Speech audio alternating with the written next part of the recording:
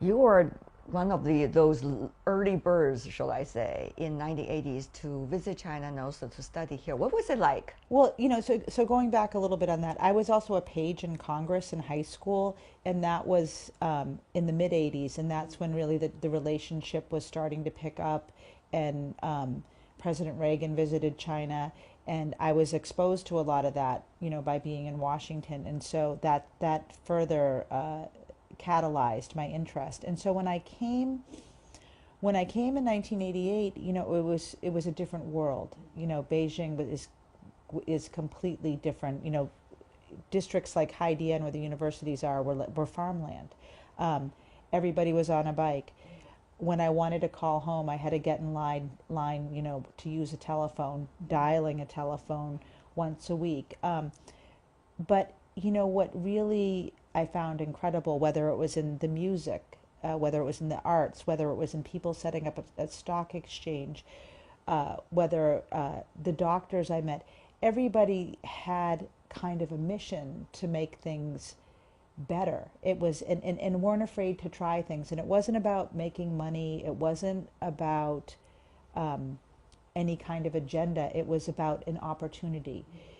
It was like one arm was out of the straitjacket and people were embracing it and trying things because they could. And it was really one of the most hopeful, optimistic experiences I've ever had in my entire life. And the kindness that was displayed to me by, I had some friends, some family friends of ours who had some friends here in Beijing who embraced me immediately. Ironically, one of the first places that I visited, this was a cold, wintry day in the winter of 1989.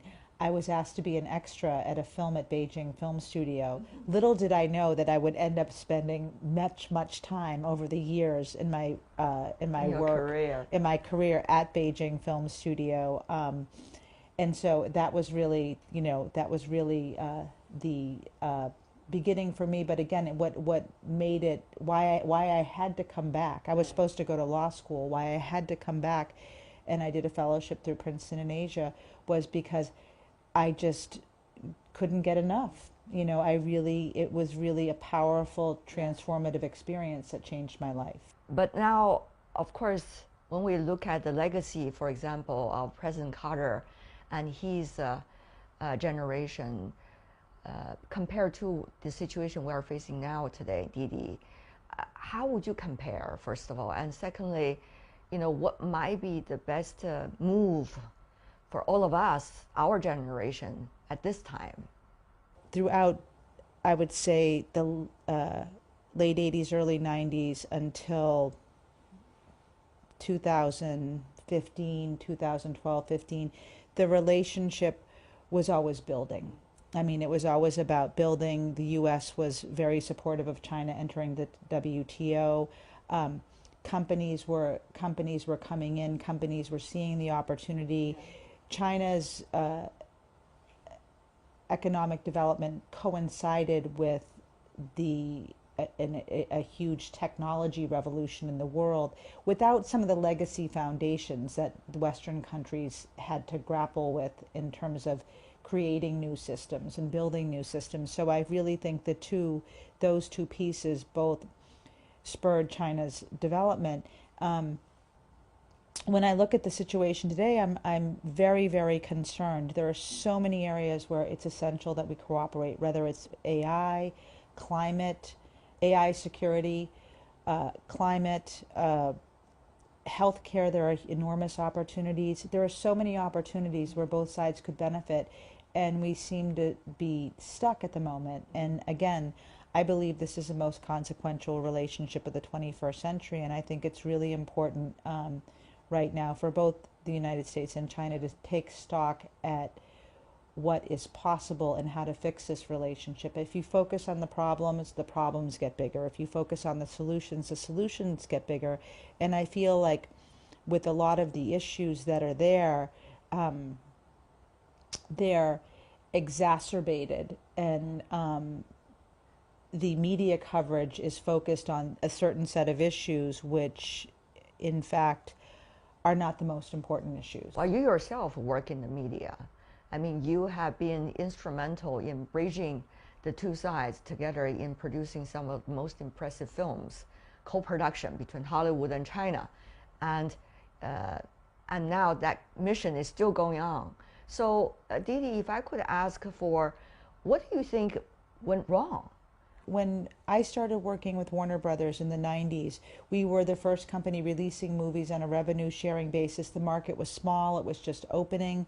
And then as theaters, as cinemas were built and developed in China, the market grew and grew. Local filmmakers emerged. There were co-productions. When I was running Miramax Asia, we made Kill Bill in China. Yeah. We did Hero with Zhang Yimou, which was the second highest, still today is the second highest grossing foreign language movie in history. We were doing numerous. We did The Touch with Michelle Yeoh. It was really building, and the numbers were, the box office was growing in China for both domestic and foreign movies. By the time I was at Sony, 2011 and 12, we were, with a lot of our films, we were making equivalent revenues to those in the United States. The box office had grown so much, and there was such a demand for U.S. content. And I think almost every studio at that time had some kind of co-financing arrangement with China. So China was actually funding the production of U.S. content, not just co-productions, but through slate financing deals. And it was a huge, vital relationship. Now, I think what happened there was some of those deals didn't really work financially. The other thing that happened is that as the platforms have grown globally, local content has become more popular than American content. So you see that in Korea, you certainly see that in China, you see that in various territories around the world. And so I think that has also rebalanced how U.S. companies prioritize China. There's room for some strategic partnerships. If we can get the bigger relationship back on track, there's room for strategic partnerships between the Chinese platforms and the global platforms to bring Chinese content to the world. There is tremendous opportunity. Would that be hindered by the value differences? Good storytelling is good storytelling, and I believe that if you look at the popularity of Hong Kong cinema in the world going back to the 80s and 90s, and the success that we had, in the early 2000s with Chinese movies, releasing them outside of China, I really think good storytelling is good storytelling.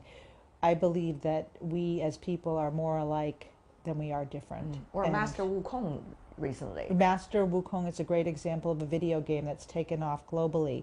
There is just so much... there's such rich underlying material that has yet to be exploited globally that I'm sure has audience. Recently, we see the news in headlines, companies even like Tencent, which is pretty much a content-producing company here in China, has been listed as defense-related by the U.S. So one might wonder, will companies be able to cooperate? Can you expect companies like Tencent, on the one hand, being punished by being putting on certain lists, on the other hand, running all its way to cooperate with their American counterparts?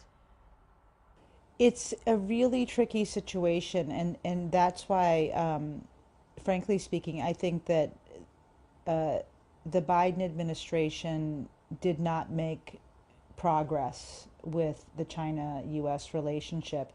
And I think that we've got a new administration coming in, and I think we've got some smart people around President Trump, some of whom who have very positive experiences with China. Obviously Elon Musk has a voice, and there are others, and I think it's really going to be a pivotal moment. I know there's talk of tariffs. We'll see if that's actually going to be implemented. Is it a negotiation tactic? I don't know. It's too early to say. But I am cautiously optimistic there's enormous progress that's been made here in the healthcare sector that I don't think that the has not been covered at all, and that's another issue we could talk about a little bit, because a lot of damage has been done by the lack of objective coverage of China over the past few years, and I think part of that has been the result of this. I think it was in 2018 when Chinese journalists were labeled as agents of the states in the United States. China then expelled many American journalists, and so you have very few journalists covering a very big story, and the coverage is so very much limited to politics and some economics. It doesn't really tell the story of what's happening on the ground, whether that's with filmmakers or I think what's happening in the Chinese healthcare sector is incredible. I think companies like CATL, which was also put on the list, to me that's absurd. How are we supposed to tackle climate change without batteries? I feel calling Tencent, an agent of the Chinese military is also absurd. It's like calling Apple an agent of the U.S. military. Tencent is engaged in the business of online games, content, payment systems, communication, just like Google. But on the other hand, there has been a lot of very strong perceptions here in China that the media coverage about China has always been with this big layer of gray without really looking at the real picture of China by the Western press, certainly American press included, even before those journalists were being expelled from China. I think that there's some truth in that. I think, but I think there was much more coverage. There was much more coverage of China, so you saw a greater variety. You saw a bigger picture of China. China basically being slammed consistently in the media without. Look at the relationship is competitive. The relationship has its issues. The issues need to be solved. We need to get back to business, and we also need to look at perceptions on both sides. That on the U.S. coverage of China, it's narrow, it's limited, it doesn't at all reflect the truth of what is going on. But people will say, Didi, you're biased. I mean, after all, you lived in China for decades. You even have a Chinese family, which you're very proud of. So what you're seeing in China may be very biased compared to how Washington today and other Americans would. I don't think so. I think I'm a pretty objective person, and again, I see the issues on both sides. I see also the extraordinary work that people are doing on both sides in each of the countries. I just see a lot more negative media coverage of China, particularly during the COVID period, particularly as the relationship has declined to the extent that it has, and not enough about what people are actually doing, how people are actually living. Your words should be really listened to, because you also live in the family with legends of China's diplomacy. My father-in-law, Huang Hua, was the Minister of Foreign Affairs. He was China's first representative to the United Nations, and he was an extraordinary bridge builder. And when I think back to how hard they had to work, there were no faxes, there was no internet. They had to really be no trust at all. There was no trust at all, and they had to build that trust. And they build that trust by building relationships. My mother-in-law too was also a diplomat and very much involved. And when you look at the relationships between, on the U.S. side, with whether it was President Carter or President Bush or Al Haig or these diplomats and leaders who really did groundbreaking work, and the effort and the sacrifice they had to make to do that, I think we have to go back and take a look at that and see how we can. Of course we have to address trade issues. Of course we have to address security issues. I'm not saying that we don't, but we have to get to the table, and you can approach if you focus on the problem gets bigger. If you focus on the solution gets bigger. We can approach this relationship with a clenched fist, or we can approach it with an open hand. And I think both sides have been approaching it with a clenched fist, and it's time to open our hands a little bit.